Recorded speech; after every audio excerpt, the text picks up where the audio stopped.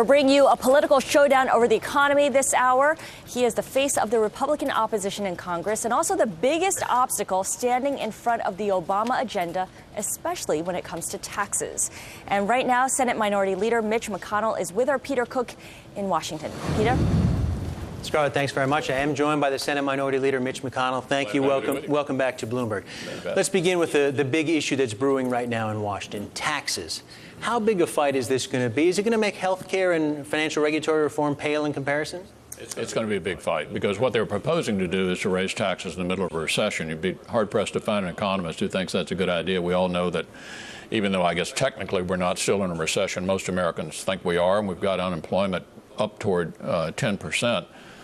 What they propose to do is to raise taxes on the top two rates, which would capture about 50% of small business income and affect about 25% of the American workforce in the middle of a recession. We think it's a terrible idea, and in addition to the issues that are already out there for the American people to assess, spending too much, borrowing too much, too many Washington takeovers, now we'll have the tax issue on top of that. That tax issue, you know, Democrats are already pushing back. President Obama, they're saying we're talking about only the top two earners here would be affected in these tax brackets. And the total cost, if you extend them for those top two brackets, $2.6 trillion over 10 years. Would Republicans be willing to pay for that? Well, look, they don't want to pay for the middle-class tax cuts. So they're not consistent on that issue at all. And the important thing to remember is the only way you narrow the deficit is by getting the private sector moving again.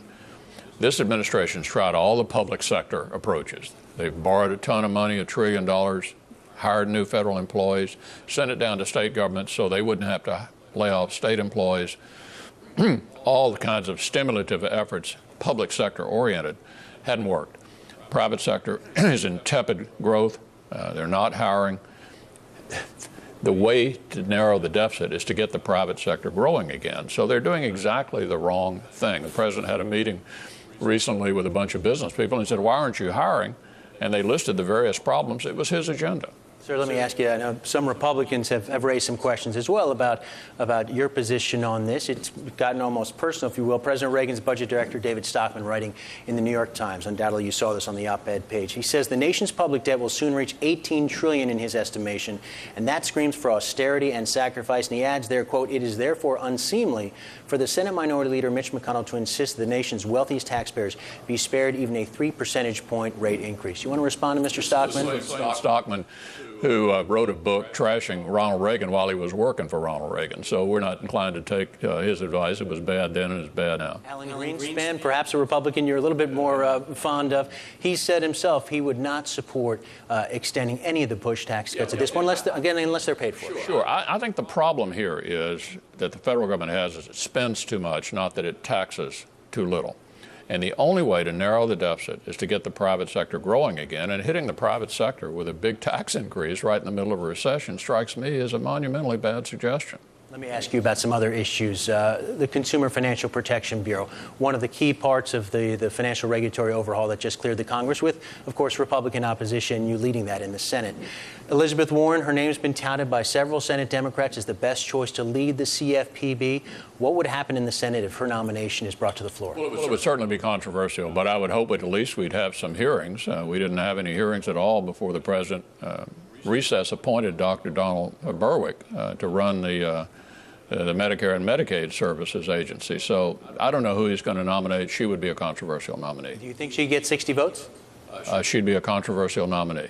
Do you think President Obama is anti-business?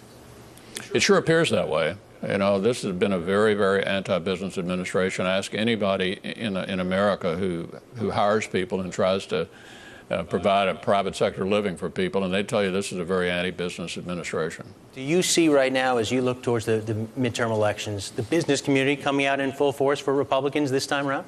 No, I don't think so. The business community typically sits on the sidelines or supports both sides, and I don't expect them to operate any differently this year than they have in the past. If the election were held today, would you be the next Senate Majority Leader?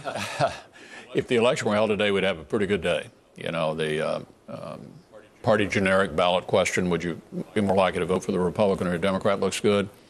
The president's job approval is down in the 40s. That looks good for us. But it's way too early to be spiking the ball in the end zone. The election is not today. We've got 3 months to go, and the Democrats are going to outspend us dramatically in the campaigns, and that certainly would be helpful to them. Do Republicans need to articulate what you would do in power as opposed to simply campaigning against what the president's done?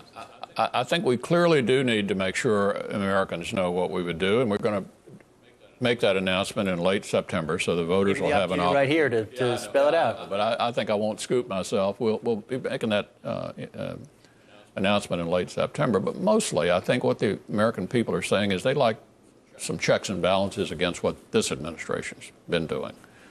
Running banks, insurance companies, car companies, taking over the student loan business, taking over health care, this whole array of spending and debt and Washington takeovers, and now tax increases to boot.